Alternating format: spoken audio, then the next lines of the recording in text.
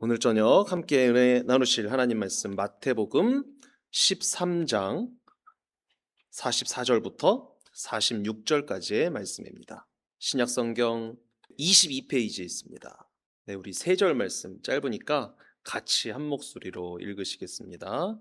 자, 한 목소리로 읽으십니다. 시작. 천국은 마치 밭에 감추인 보화와 같으니 사람이 이를 발견한 후 숨겨두고 기뻐하며 돌아가서 자기의 소유를 다 팔아 그 밭을 사느니라. 또 천국은 마치 좋은 진주를 구하는 장사와 같으니 극히 값진 진주 하나를 발견하매 가서 자기의 소유를 다 팔아 그 진주를 사느니라. 아멘. 네, 오늘은 비유 5번째 시간, 감추인 보화와 좋은 진주 비유. 그러고요. 부제는 우연히 만난 복음, 목숨 걸고 찾은 당신입니다. 내용이 추측이 되시나요? 네. 지금 계속해서 이제 마태복음 13장의 말씀을 연속으로 보면서 하나하나 천국에 대한 비유 말씀들을 살펴보고 있습니다. 그리고 오늘은 본문에 연달아 등장하는 아주 또 익숙한 비유들 중에 하나죠. 2개죠. 밭에 감추인 보화, 그리고 값진 진주 비유. 자, 이거를 이제 묶어서 보려고 하는데요. 보통 아주 익숙한 그런 비유죠. 그래서 천국은 마치 밭에 감추인 보화 해가지고 나중에 가면은 뭐 냉장고 팔고 집 팔고 우리식으로 이렇게 돼 있는 그런 가사, 어린이 찬양도 있습니다. 보통은 이 2가지 비유를 묶어가지고 이제 생각을 하죠. 그리고 같은 비유라고 생각을 합니다. 보화나 진주를 발견하면 전 재산을 팔아서라도 그 보화나 진주를 사야 된다. 그렇게 이제 생각을 합니다. 이제 설마 이 비유를 이제 제가 여러분들을 믿기 때문에 한번 질문해 보자면, 천국은 이렇게 소중한 것이기 때문에 그 소중한 천국을 위해서 우리는 우리의 소유를 다 팔아야 한다. 여러분, 전 재산을 다 바치십시오. 천국 복음을 전하는 우리 교회에. 이렇게 하면 아멘 하지 않으시겠죠? 네, 하시면 안 됩니다. 네, 그거는 이제 사이비 종교 이단도 아니죠. 그건 사이비라고 해야 됩니다. 사이비 단체에서 주장하는 그런 내용이겠죠. 물론 천국이 그만큼 귀하다라는 가치적인 측면에서는 정말 맞는 말씀입니다. 그렇죠. 무슨 수를 써서라도 우리는 그 천국을 반드시 얻어내야만 하는 게 맞죠. 천국은 그 정도로 중요한 거고 우리의 영혼이 달린 너무 중요한 그런 문제니까요. 하지만 우리가 우리의 모든 소유를 다 팔면, 그러면 천국을 얻어낼 수 있나요? 그럴 가능성이 있습니까? 없습니다. 불가능한 일입니다. 우리가 우리의 전 재산, 내 알량한 도덕, 윤리, 내 평생의 헌신과 봉사를 다 갈아 넣는다고 할지라도 그것이 천국에 단 1이라도 보탬이 됩니까? 안 됩니까? 안 되죠. 전혀 소용이 없습니다. 택도 없습니다. 자, 이 비유를 이렇게 오해하고 계시는 분은 한 분도 안 계신다라는 전제를 일단 가지고 시작하겠습니다. 자, 그러면 이 2가지의 비유는 진짜 무슨 의미일까요? 조금 전에도 말씀드린 것처럼 천국이 소중하다. 그것을 밭에 감추인 보화와 값진 진주로 비유해서 이제 비슷하지만 다른 대상을 천국에 비유한, 결국은 천국은 소중하다라는 똑같은 말씀을 하신 것일까요? 예수님께서? 흔히들 그렇게 이해를 하죠. 네, 그 이해도 잘못된 이해는 아닙니다. 그런데요, 이 말씀, 2가지 비유의 말씀을 자세히 살펴보면 이 2 비유는 같은 말씀이 아니라 다른 말씀입니다. 천국에 대한 비유인데 다른 비유예요. 그리고 다른 내용이 천국에 대한 것으로 잘 엮여 있는 이 순서도 굉장히 중요한데요. 그것에 대해서 이제 오늘 살펴보려고 합니다. 이 다른 2가지의 비유를 묶어서 같이 보면은 어떤 내용이 이제 결론으로 나오게 되냐면, 도무지 자격이 없는 우리를 사기 위해서, 구입하기 위해서 누군가가 자기의 모든 소유를 다 팔았다라는 그런 내용이 나옵니다. 기가 막힌 은혜의 서사시가 되는 것이죠. 오늘 이 두 비유의 절묘한 연결을 우리가 함께 이제 해보면서 우리 인생에 불쑥 찾아온 우연과도 같은 은혜, 그리고 이것이 우연인 줄 알았더니 사실은 알고 보니까 하나님께서 창세전부터 집요하게 추적해서 결국은 우리를 발견해내고 우리를 사신 은혜의 스토리를 함께 새겨보기를 간절히 원합니다. 먼저 44절의 밭에 감추인 보화 한번 보실까요? 다시 한번 읽어보시겠습니다. 44절입니다. 시작. 천국은 마치 밭에 감추인 보화와 같으니 사람이 이를 발견한 후 숨겨두고 기뻐하며 돌아가서 자기의 소유를 다 팔아 그 밭을 사느니라. 아멘.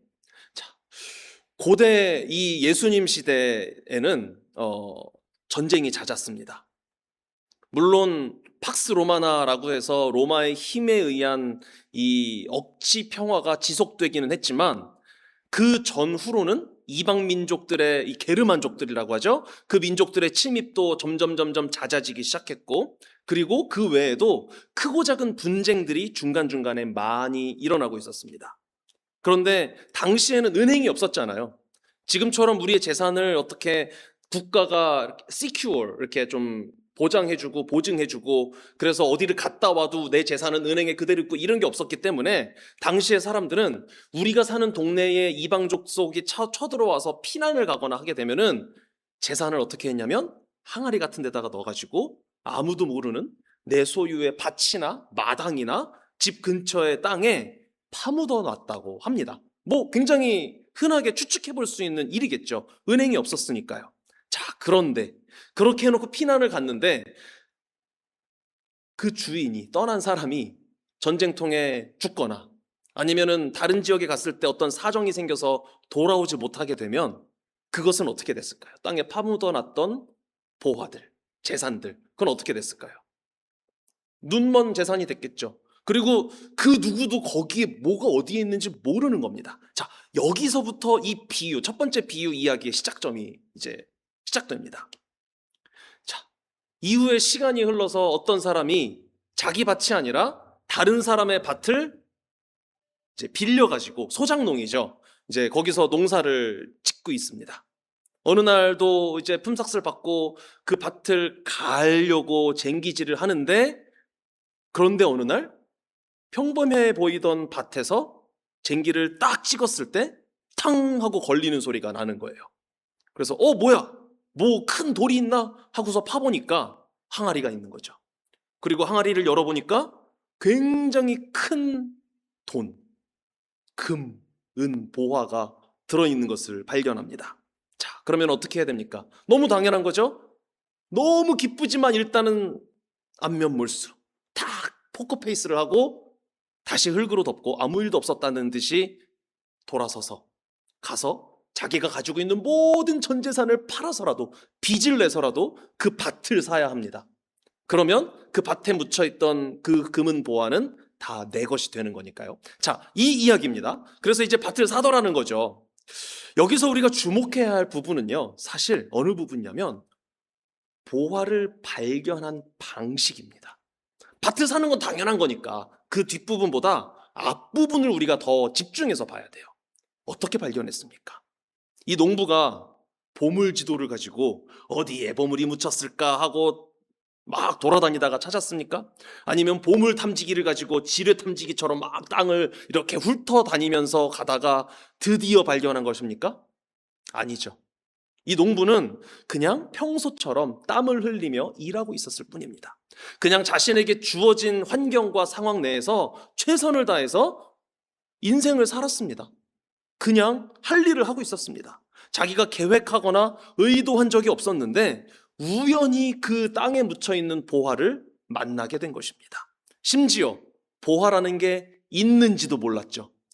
그 존재조차 모르고 아무 기대하지 않았는데 그런데 그 보화가 그의 인생에 덜컥하고 나타나 버린 것입니다. 이것이 바로 저와 여러분, 우리 편에서 경험하는 천국이라는 것입니다. 이른바 우발성이라고 할 수 있는 거죠.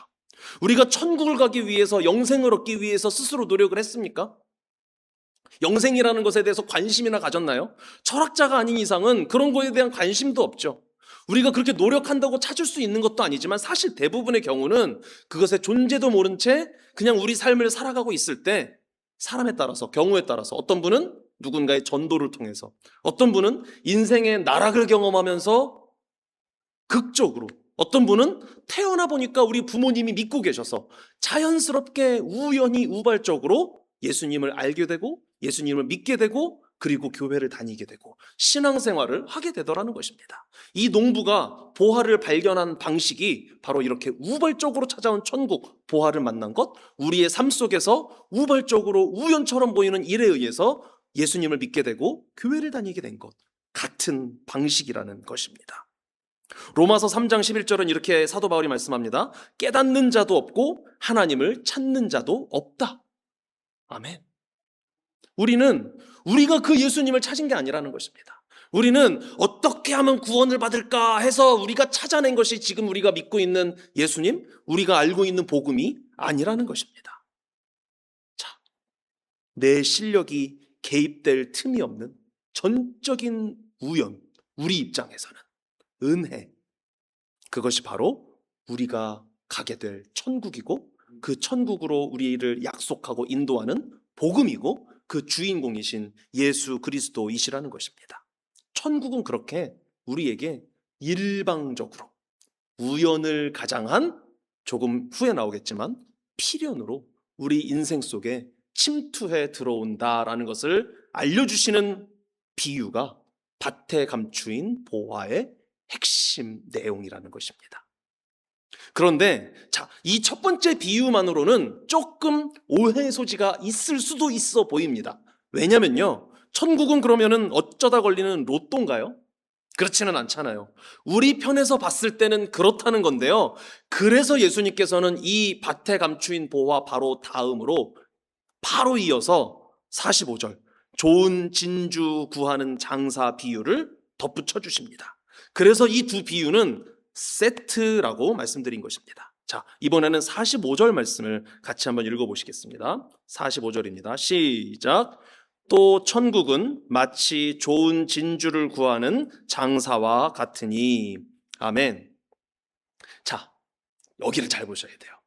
우리는 보통 왜 앞에 것과 뒤에 것 비유가 똑같은 내용을 다르게 설명하는 똑같은 비유라고 오해를 하냐면요, 천국이 감추인 보화였는데 똑같이 천국을 값진 진주라고 오해를 합니다.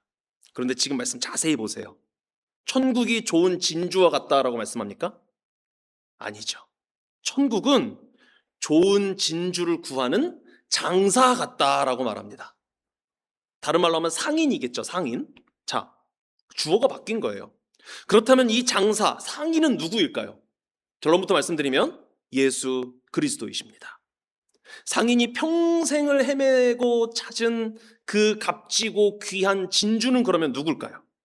바로 저와 여러분, 나 자신입니다. 주님께서 우리를 극히 값진 진주라고 지금 이 비유 속에서 말씀하고 계신 것입니다. 첫 번째 비유에서의 농부는 우연히 보화를 발견했죠. 그런데 이 두 번째 비유의 진주 장사는 완전히 달라요. 출발점이 다릅니다. 이 진주 장사는 진주가 있다는 사실을 알고 있습니다. 처음부터. 그리고 자신이 알고 있는 그 가장 귀하고 값진 진주를 찾아 헤매는 것입니다. 그리고 오랜 시간 동안 집요하게 찾아 헤맨 결과 결국 발견해내고 그것을 사더라는 것입니다. 자, 이것이 하나님 편에서 바라본 구원의 속성입니다. 똑같은 천국에 대한 비유인데 방향이 다른 정반대의 비유인 거예요. 첫 번째 것은 우리의 관점으로 바라본 천국이고 두 번째 것은 하나님의 관점에서 바라본 천국이라는 것이죠. 자, 그러면 첫 번째 것은 뭐였죠? 우리 관점에서는 천국이 우발적이다, 우연처럼 보인다. 그런데 하나님 관점에서 보면 무엇입니까? 필연성입니다. 지속성입니다. 그리고 집착입니다. 집착. 우리가 보기에는 내가 어쩌다 교회에 와서 어쩌다 구원받은 것 같지만, 어쩌다 걸작품, 얼마 전에 주일에도 이 시리즈로 말씀을 나눴죠. 그러나 하늘의 관점에서 보면 우리 한 사람 한 사람은 창세전부터 하나님께서 계획하신 값진 진주들이라는 것입니다. 그래서 하나님은 저와 여러분 한 사람 한 사람을 창세전의 값진 진주로 이미 점 찍어 두시고 때가 되었을 때 결국 찾아내어 복음을 주시고 성령을 부어주시고 예수님 믿는 믿음을 허락하셨다라는 것입니다. 그러면 이것은 역사 속으로 예수님을 보내주셔서 한 사람 한 사람을 구원해 주신, 제가 이 말이 너무 좋은 것 같아요, 거룩한 집착이다. 하나님이 우리를 거룩한 집착으로 결국 찾아내어 구원하셨다는 것입니다. 내가 길을 잃고 방황할 때도, 세상 죄악 속에서 뒹굴고 유혹에 빠져서 허우적거릴 때도 주님의 눈동자는 단 한순간도 저와 여러분으로부터 벗어난 적이 없었습니다. 왜냐하면 하나님은 결국 우리를 사시려고 계속 눈여겨보고 계셨거든요. 계속 우리를 찾아 헤매셨거든요. 우리는 우연히 복음을 만난 줄 알았는데 알고 보니 주님이 목숨 걸고 찾아내신 필연이었던 것입니다. 우리는 이 은혜를 꽤나 자주 오해합니다. 머리로는 다 알아요. 성경을 배웠기 때문에, 그래도 신앙생활을 해왔기 때문에 머리로는, 의식적으로는 알고 있습니다. 내 돈이나 내 전 재산을 판다고 해서 천국을 얻어낼 수 있는 게 아니겠지. 압니다. 오해하지 않습니다. 의식적으로는. 그런데도 우리의 본성은 자꾸만 내 행위, 내 선한 행위, 내 종교적인 행위라는 소유를 팔아서 천국의 지분을 조금이라도 확보하려고 하는 그 율법주의 쪽으로 기울어지게 되어 있습니다. 자연스럽게, 무의식적으로요. 이게 주일에도 나눴던 바로 그 말씀입니다. 주일 성수 철저히 하고 11조 안 떼어 먹고 틈나는 대로 교회 봉사하고 헌신하고, 그러면 내 영혼의 계좌에 잔고가 쌓여서 하나님이 설마 내가 이렇게까지 했는데 모른 척하지는 않으시겠지, 내가 그래도 봉사하고 헌신하려고 애쓰는데 내 인생에 안 좋은 일을 최대한 막아주시겠지, 내가 천국 갈 때 그나마 조금이라도 하나님 앞에서 할 말이 있을 수 있지 않을까? 예수님의 보혈, 예수님의 십자가는 어느새 묻어져 있고 어느새 숨겨져 있고 내가 하는 행위에 자꾸만 집중하게 되는 것입니다. 그건 당연한 거지 하면서요. 자, 이런 식으로 뭔가 내 죽음 이후에 대한 불안감이 좀 메꿔지는 것 같고 내가 꽤 괜찮은 밭의 주인이 될 자격이 있다고 하는 생각을 조금씩 하게 되는 것. 그게 우리의 율법주의적인 본성인 것이죠. 그런데요, 다시 한번 우리가 가진 소유를 다 판다고 한들 그게 얼마나 되겠습니까? 그걸로 구원을 살 수 있습니까? 불가능하지 않습니까? 이사야 선지자는 우리 인간의 의의를 가리켜서 더러운 옷이라고 표현한 바 있습니다. 뭐냐면요, 이사야 64장 6절 말씀입니다. 무릇 우리는 다 부정한 자 같아서 우리의 의의는 다 더러운 옷 같으며 우리는 다 잎사귀같이 시들므로 우리의 죄악이 바람같이 우리를 몰아가나이다. 아멘. 여기서 더러운 옷은 어떤 의미냐면요, 히브리어로 이렇게 풀어서 보면은 구더기가 들끓는 썩은 누더기 옷이라는 뜻입니다. 우리가 내세울 수 있는 것은 하나님 앞에서 벌레로 가득한, 이미 다 썩어버린 누더기 옷이라는 것입니다. 우리의 가장 선한 행위조차도, 우리가 할 수 있는 가장 아름다운 일조차도 그 속을 까뒤집어 보면 내가 이만큼 했으니 저 사람보다는 낫지, 내가 그래도 큰 무리를 일으키면서 살아가고 있지는 않으니 그 인간보다는 낫지 않나? 라는 생각을 예외 없이 하게 되더라는 것입니다. 이런 이기적인 자기 자랑이 묻어있지 않다고 누가 감히 우리 앞끼리 말고요, 하나님 앞에서 자랑할 수 있겠습니까? 우리는 우리의 의로움으로는 단 1원어치의 천국도 살 수 없는 가능성 제로, 완전한 타락한 죄인들입니다. 그래서 이 밭에 감추어진 비유에 이어지는 값진 진주 장사의 비유, 이 비유가 반드시 필요한 것입니다. 도대체 나같이 흠 많고 나같이 더러운 죄인을 하나님께서 왜 값진 진주라고 말씀해 주실까요? 우리가 어떻게 진주가 될 수 있었을까요? 그리고 하필이면 왜 진주일까요? 다른 보석도 많은데요. 그 비밀은 진주가 어떻게 만들어지는지 그 과정을 보면 우리가 한번 힌트를 찾아볼 수 있습니다. 이거는 해석적인 부분입니다. 예수님이 이것 때문에 진주부화를 주신 겁니다 라고 말하는 게 아니라 아마 그런 것 아닐까 하고 묵상 차원에서 한번 찾아본 것입니다. 자, 모든 웬만한 보석들은 다 어떻게 만들어지죠? 원석에서 깎아내가지고 보석을 만들어내죠. 그런데 진주는 다릅니다. 진주는 생명체의 몸 속에서 지독한 고통을 견뎌낸 결과로 만들어지는 것이 진주라는 보석입니다. 조개 껍데기 안으로 기생충이나 모래알이 들어가죠. 그러면 조개 입장에서는 어떤가요? 아픕니다. 연한 살을 뚫고 들어가고 연한 살에 상처를 내고 피가 있나요? 피를 내고 그렇습니다. 자, 그러면 여기서 할 수 있는 조개의 반응은 둘 중에 하나입니다. 하나는 상처가 나니까 썩어서 골마서 죽어버리거나 아니면 살기 위해서 자기 몸에 있는 진액을 있는 대로 끄집어내서 자기 몸을 보호하고 그 모래알이나 그 이물질을 감싸 안아버리는 것입니다. 조개는 그 자신을 고통스럽게 하는 그 이물질, 모래알갱이를 감싸기 위해서 낙하라고 이름 붙여진 그 생명 물질을 계속 진액을 내뿜는다고 합니다. 수천 번, 수만 번 자기의 피눈물 같은 생명으로 그 날카로운 모래, 자기의 생명을 위협하는 모래를 겹겹이 싸고 또 쌉니다. 덮고 또 덮습니다. 모래는 사라지지 않습니다. 그 모래 위를 계속해서 진액이 덮고 계속 덮는 것입니다. 그렇게 해서 오랜 인고의 시간이 지나고 나면 자신을 찌르던 그 흉악한 모래알갱이, 이물질은 영롱하게 빛나는 진주라는 보석으로 탈바꿈되어 조개 껍데기 안에 남아있게 된다는 것입니다.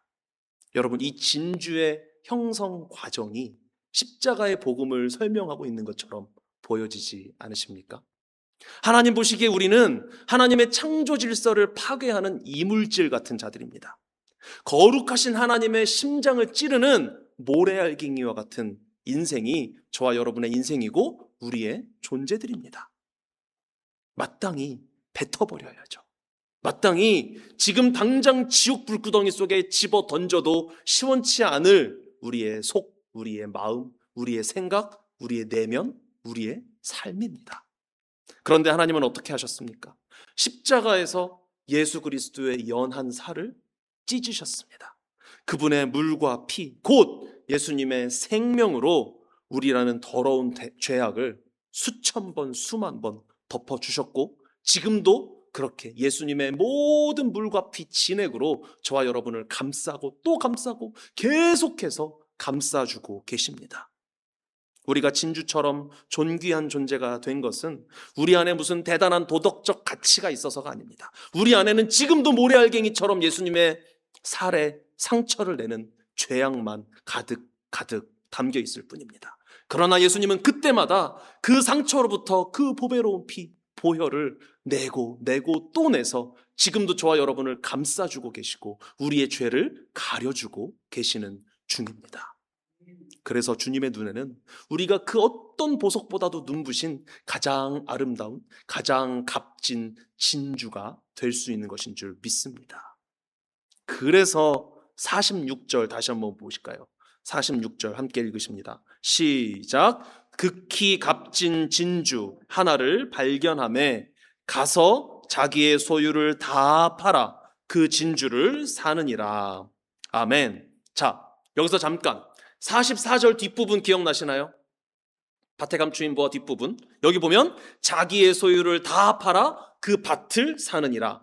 그리고 이 부분을 46절 방금 읽은 부분 뒷부분과 비교해 보면 자기의 소유를 다 팔아 그 진주를 사느니라.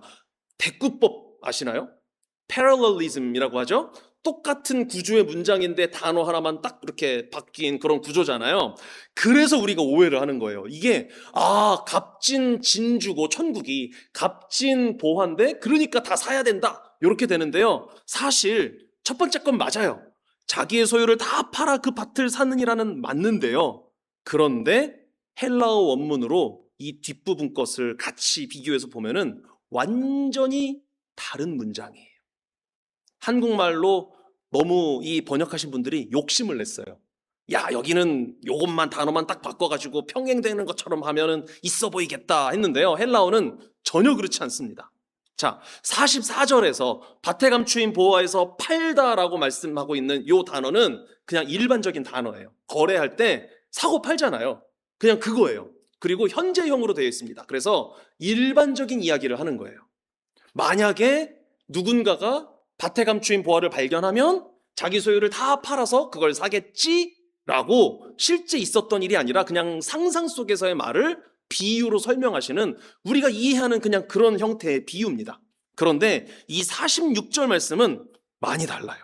여기서는 팔다라는 이 단어가 완전 다른 단어로서 그냥 사고 파는 그런 거래용 단어가 아니라 나에게 있는 모든 것을 다 내어준다라는 뜻이 있습니다. 그리고 어떤 경우에 또 이 단어가 쓰이냐면 노예를 팔아넘긴다. 근데 내가 뭔가를 팔았다 그러잖아요. 그러면 나 자신을 팔아넘긴다라는 의미까지 들어있대요. 그래서 희생적인 그런 뉘앙스가 들어있는 단어가 이 뒷부분에 팔다라는 단어입니다. 게다가 시제도 달라요. 첫 번째 거는 현재형이라 그랬죠? 여기는요, 과거 완료형입니다. 즉, 이미 일어난 명백한 사실을 말할 때 이 단어를, 이 시제를 사용합니다. 그래서 진주 장사가, 이건 상상이 아니에요. 예수님의 뉘앙스는 진주 장사가 과거형으로 진주를 발견했습니다. 그리고 이 진주 장사가 발견한 그 진주를 위해서 자기 자신까지도 팔아 넘겨서 산다가 아니라 이미 샀답니다. 자기 자신도 팔아 넘겼고요. 이거는 상상 속의 일이 아니라 마치 진짜 예전에 일어났던 일인 것처럼 예수님이 지금 굉장히 꾹꾹 눌러서 설명하고 계신 장면이에요. 자, 진주장사가 이미 자신의 소유는 물론이고 자신의 목숨까지도 다 팔아서 넘겨주는 희생을 감수하면서까지 기어코 이 값진 진주를 사드렸다라는 것입니다. 나를 천국에 드리기 위해서 자신의 소유를 다 팔아 넘기신 그분, 그래서 극히 값진 진주인 나를 이미 사주신 우리 구원자 예수 그리스도이신 줄 믿습니다. 예수님은 하늘 보좌 영광을 이미 다 팔아 버리셨습니다. 예수님은 천군 천사들의 호위도 다 팔아버리셨습니다. 완전히 팔아 넘기셨습니다.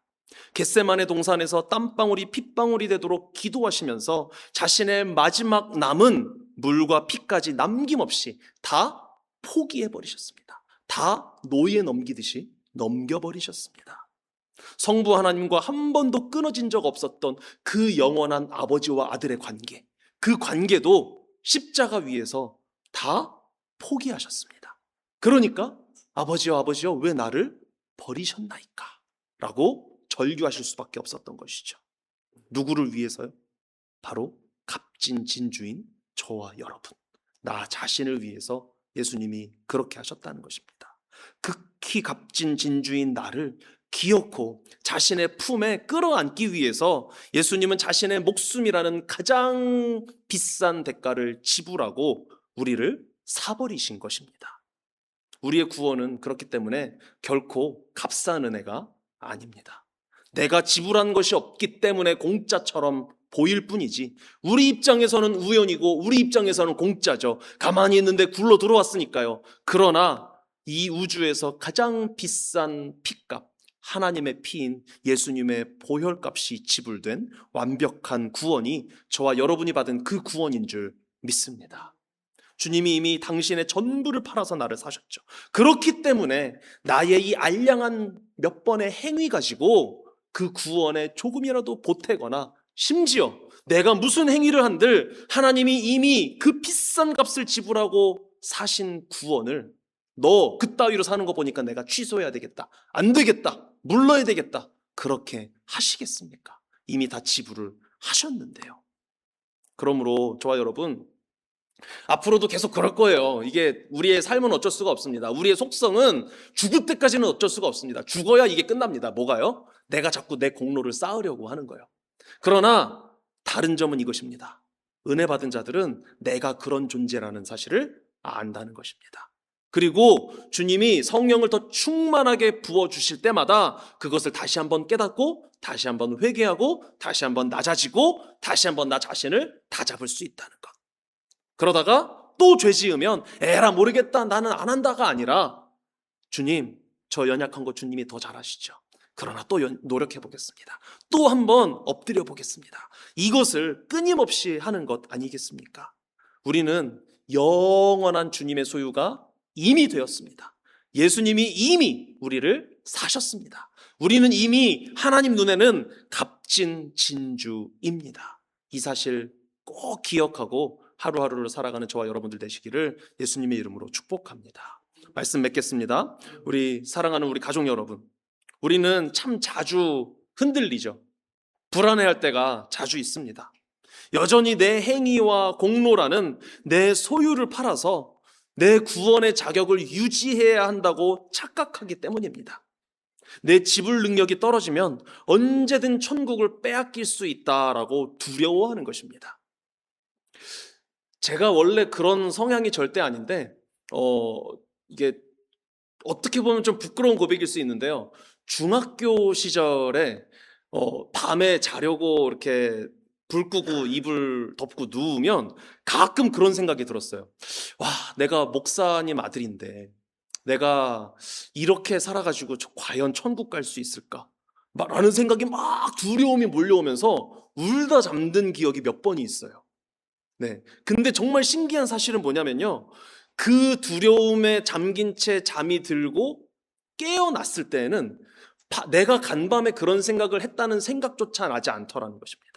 그리고 은혜를 받을 때면은 그때 생각이 가끔씩 나요. 그리고 그때 내가 와, 정말 안 되겠구나. 다 포기하고 자칫하면 그게 이제 뭐 인간적인 말로 우울증으로 도져버리면은 무슨 짓을 할지 모르는 거잖아요. 그런데 저는 절대 그런 성향이 아니거든요. 저는 제 행동에 대해서 별로 회개라기보다는 후회하지 않는 성향이거든요. 뭐 그렇게 착하게 사는 건 아니지만 막 정당화를 잘하는 스타일이에요. 그런데 그랬어요. 사춘기 때 특히. 그런데 잘 때 그런 두려움이 막 엄습해 오는 거예요. 어떻게 보면 그게 사탄의 공격일 수도 있지만 그러나 어떻게 보면 또 주님의 은혜가 그 사탄의 공격을 이용해 주신 것일 수도 있다는 생각이 듭니다. 그 두려움을 막 경험했다가도 어느새 씻은 듯이 자유로워져 있는 나 자신을 발견하는 그런 것들. 그리고 지금도 이렇게 설교의 소재로 사용할 수 있게 그때의 경험과 그 경험에 대한 기억을 남겨주신 것. 우리의 인생도 그래야 하지 않겠습니까?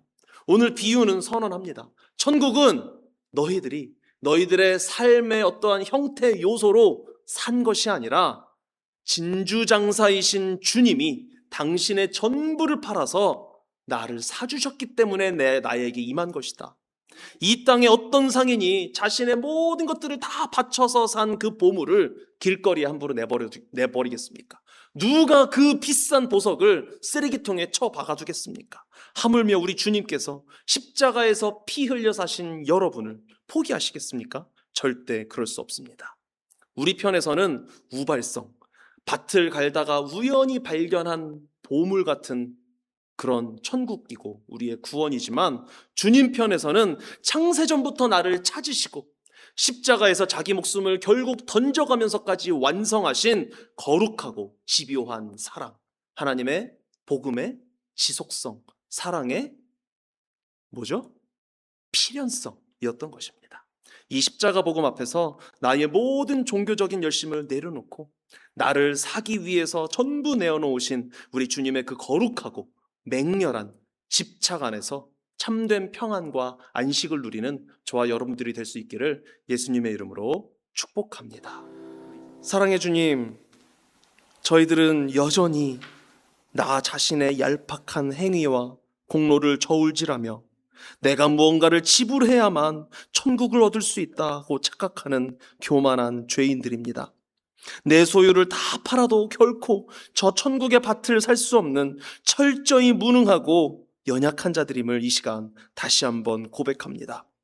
주님, 이토록 흠 많고 흉악한 이물질 같은 저희들을 극히 값진 진주라고 불러주시니 감사합니다. 창세전부터 우리를 마음에 품으시고 십자가에서 마지막 물과 피까지 남김없이 팔아넘기셔서 우리의 더러운 죄악을 덮어주신 그 거룩한 사랑을 찬양합니다. 저희들 입장에서는 우연히 길을 걷다 덜컥 발견한 밭의 보화 같았으나 우리 주님의 입장에서는 하늘 보좌를 버리고 피 흘려 이루신 필연적인 십자가 사랑이었음을 이 저녁 가슴 깊이 다시 한번 새기게 하여 주시옵소서. 이제는 내 의의를 증명하려 했던 율법의 무거운 짐을 다 벗어버리게 하여 주시옵소서. 나를 사기 위하여 목숨이라는 가장 비싼 대가를 지불하신 우리 주님의 그 십자가 은혜 안에서 세상이 줄 수 없는 참된 평안을 누리며 살아가는 우리 모두가 되게 하여 주시옵소서. 우리의 영원한 보화이시며 우리를 핏값으로 사신 가장 귀하신 우리 주 예수 그리스도의 이름으로 기도드립니다. 아멘. 여호와는 내게 복을 주시고 너를 지키시기를 원하며 여호와는 그의 얼굴을 내게 비추사 은혜 베푸시기를 원하며 여호와는 그 얼굴을 내게로 향하여 드사 평강 주시기를 원하노라. 우리 주 예수 그리스도의 은혜와 아버지 하나님의 놀라우신 사랑과 보혜사 성령님의 인도하심이 이제는 나의 보잘것없는 소유와 공로를 의지하지 않고 나를 사기 위해 전부를 거신 우리 주님의 크신 십자가 은혜만을 굳게 붙들며 살아가기로 다짐하는 모든 하나님의 자녀들 예배자들 머리 위에 그들의 가정과 직장 사업장 위에 우리 조국 대한민국과 삶의 터전 캐나다 위에 주님의 몸 되신 다운스비 교회 위에 지금부터 영원토록 함께 있을지어다.